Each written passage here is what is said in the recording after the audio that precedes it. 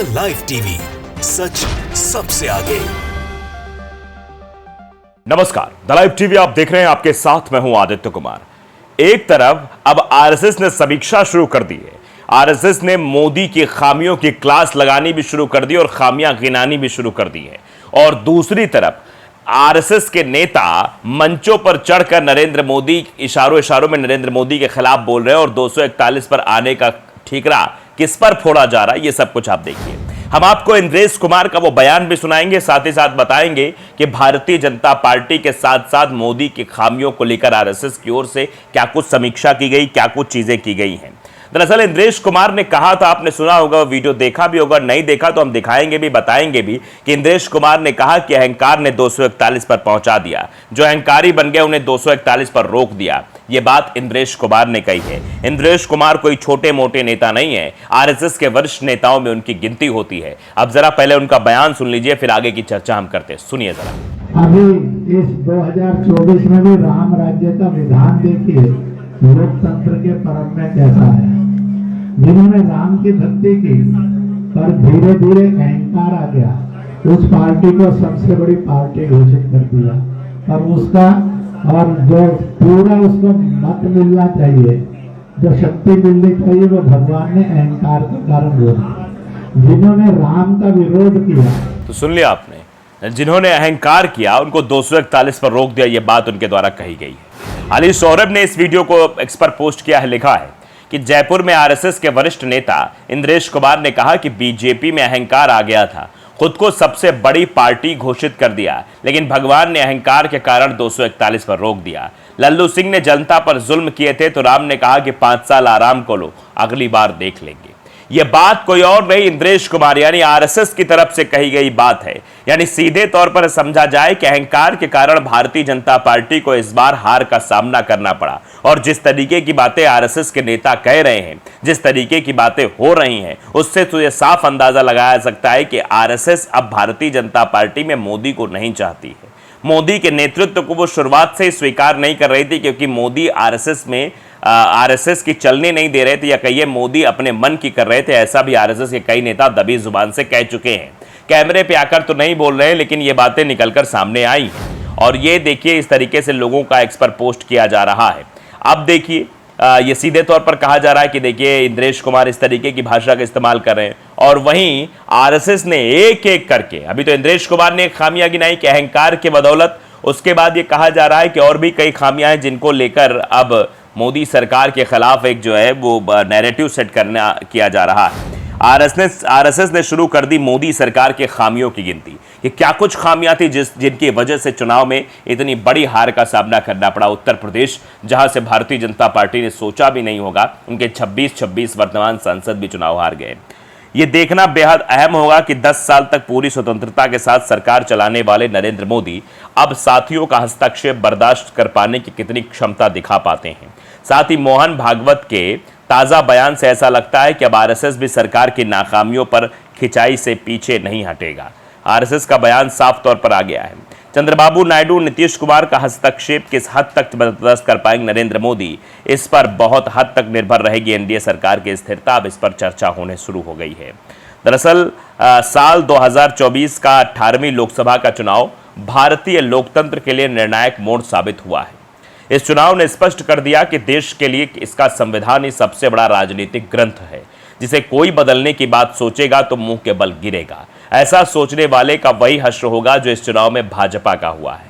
भाजपा एक भ्रमित करने वाले नारे अब की बार 400 पार के साथ चुनाव मैदान में उतरी, और उसके कई नेताओं ने यह कहकर भ्रमित करने की कोशिश की कि संविधान में बड़े बदलावों की भाजपा को 400 सीटें जिताना जरूरी है।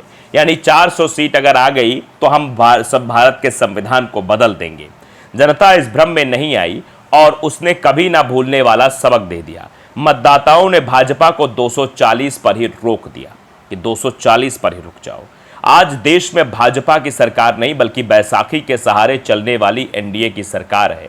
देखना यह है कि नीतीश कुमार और चंद्रबाबू नायडू कितने दिन तक भाजपा को अपने कंधे का इस्तेमाल करने देते हैं। पिछले 10 वर्षों में आपने शायद ही कभी किसी भाषण में सुना होगा एनडीए की सरकार। हर मंच से मोदी सरकार ही सुनाई दिया करता था। खुद प्रधानमंत्री भी मोदी मोदी करते नहीं थकते थे। उन्होंने संसद तक में सीना ठोक कर कहा कि एक अकेला सब पर भारी। पूरा चुनाव प्रचार मोदी की गारंटी पर चलाया गया। यह अहंकार नहीं तो और क्या कहा जाएगा। लेकिन जनता के एक वोट की ताकत प्रधानमंत्री के अहंकार पर भारी पड़ी और उन्हें 5 साल के लिए 2 बैसाखियों का सहारा थमा दिया।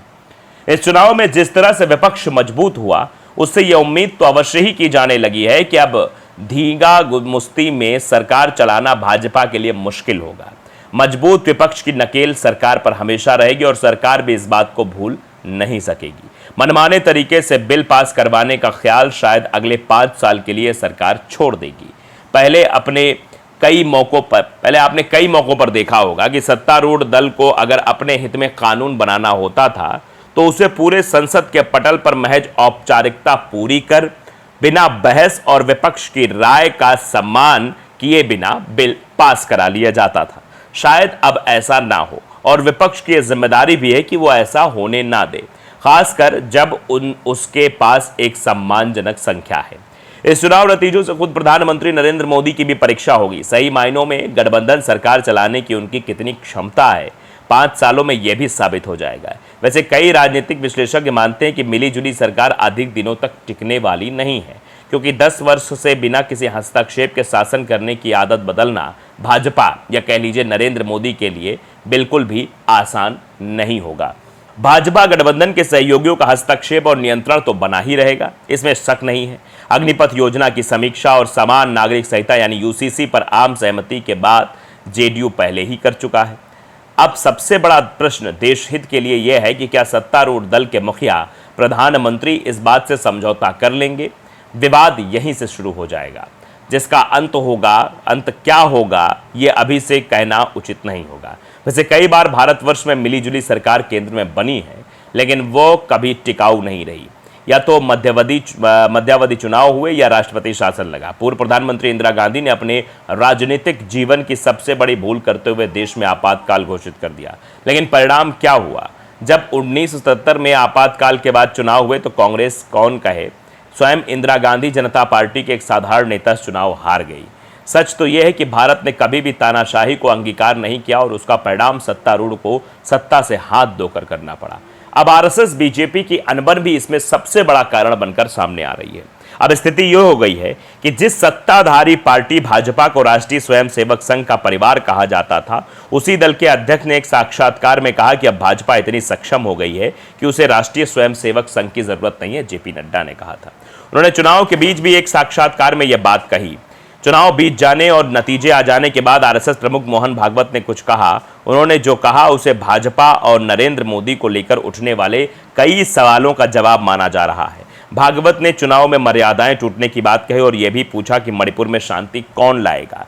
तो क्या समझा जाए कि आरएसएस ने मोदी सरकार की कमियों को गिनाना शुरू कर दिया है? बिल्कुल साफ तौर पर आप कह सकते हैं कि मोदी सरकार की कमियां और आगे आने वाले समय में आरएसएस की अनदेखी करने से मोदी की महिमा मंडन वाली छवि या मोदी के वो सब कुछ मोदी बीजेपी मोदी वाली छवि पर असर पड़ेगा। यह साफ तौर पर दिखाई भी दे रहा है।